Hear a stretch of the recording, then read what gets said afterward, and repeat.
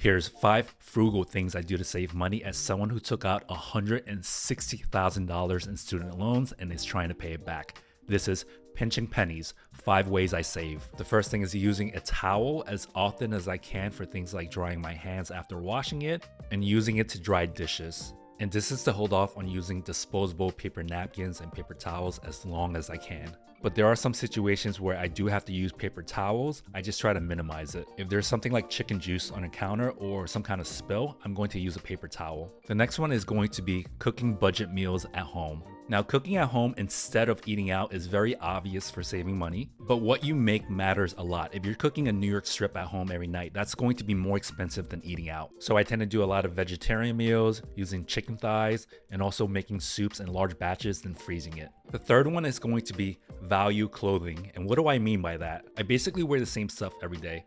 A V-neck t-shirt from Uniqlo that I got 5-6 years ago for $6.90. I have a large number of those t-shirts. It's durable and comfortable. One of the best investments I've made at that price point. And then I combine that with cardigans from Amazon that I got on sale for 20 bucks. A lot of content creators in the frugal space recommend thrift shops, and I'm not a big fan of them. Now, you can find very good deals, but I find that it's very difficult to build an entire wardrobe, and many of the clothes are secondhand or worn out. I have to look presentable at work as an occupational therapist. We are working alongside other healthcare professionals and speaking with families, so I can't show up to work with, holes in my clothes, for example. Next one is going to be buying household goods in bulk on sale. If I see a big sale on toothpaste, I'm going to buy a year's supply of it. Although I try to use a bar of soap as much as possible, I do have hand soap available, and I buy an off-brand in a very large quantity to save money, and you can do the same for shampoo and body wash as well. And then I do the same thing with cooking vinegar as well. I look a little bit ridiculous pouring this on like a salad or a soup, but hey, when you gotta save money, you gotta save money.